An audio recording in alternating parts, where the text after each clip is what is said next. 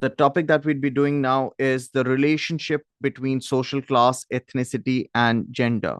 The relationship between social class, ethnicity, and gender, and how this relationship affects the educational attainment of pupils. Now, as we speak about the relationship between your social class, your ethnicity, and gender, this reminds us of the concept of intersectionality. Intersectionality, or the idea that not each of these factors independently or individually, not each of these factors independently or individually would affect the. I mean, it's not only that your social class alone could affect your educational attainment, or you could alone affect your educational experiences. It's not that your ethnicity alone could do that, or for the matter of fact, your gender alone could do that too. So when we use the concept, or as we use this concept of intersectionality, the idea is a holistic approach. A holistic comes from the word whole, right? Intersectionality is, or when we use the word intersectionality over here, we are referring to the overall effect an individual has. This is an individual. Of course, this individual would be belonging to a particular social class.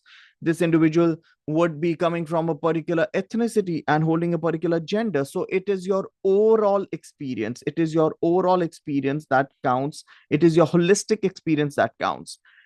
So the term intersectionality, factors such as social class, ethnicity, and gender together, the keyword over here is together, shape the educational experience of an individual.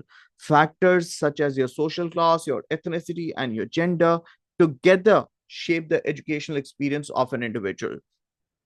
As we proceed with this, we have the study that was conducted by Morley and Lucia in the year 2009. So Morley and Lucia conducted research in the year 2009. They were trying to figure out the relationship or the complex interaction between social class and gender over here. And for this, they collected data from four different universities from Tanzania and Ghana. This, this is this uh, research that was conducted by Morley and Lucia. They were trying to figure out the participation as well as the achievement patterns of students. And if we have a look at the findings or the conclusions, they found out that at the face value, there was an increase in female participation in Tanzania and Ghana. So apparently, as it looks like globally in the last 3 to 4 decades, we've seen that there's been an enormous amount of educational achievement by females, which has never been witnessed before. But according to Molly and Lucia, let's just say it wouldn't be wrong for us to refer to this as something that apparently appears to be like, or apparently looks like.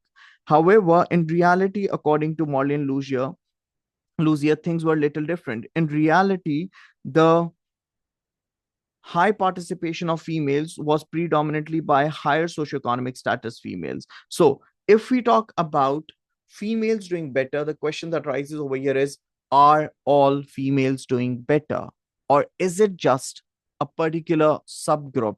Is it just a particular group of females that is doing better? So, from this research that collected data from Tanzania and Ghana, where it apparently at the face value looked like it was females that were outperforming, it was females who were overall doing better. According to Molly and Lucia, that might not be the case, because according to the data they collected, if we're talking about the females who were doing better, these were very clearly females from higher socioeconomic status, or females coming from a richer background, who were doing better as compared to the rest. Now, if we try concluding this, before jumping to conclusions about the overachievement or underachievement of particular social groups, the complex interplay between different factors should be taken into account. This could be a very good point that could be used as a conclusion for any 26 marked evaluative essay question as well. So before you could hop onto any conclusion, it's really important that you understand, realize, and accept that the overachievement, or for the matter of fact, the underachievement of particular social groups should be not not be concluded at the base on the basis of what it apparently looks like. The complex interplay, understand these words over here, the complex interplay between different factors should always be taken into account. And this entire idea together, we refer to this as intersectionality, and this is exactly what we took a start from. Having a look at this question that we had, in having a look at this question that we had in May June 2022. This question over here reads: evaluate the view that ethnicity is the most important influence on education attainment. Now, this is, I'm just trying to give you an example. In questions of this sort or nature, you could always use this point by Morley and Luzier as either a point against, or you could very well gain a lot of AO3 marks, that is evaluation and analysis, by putting this or using this in your conclusion. I hope this was helpful.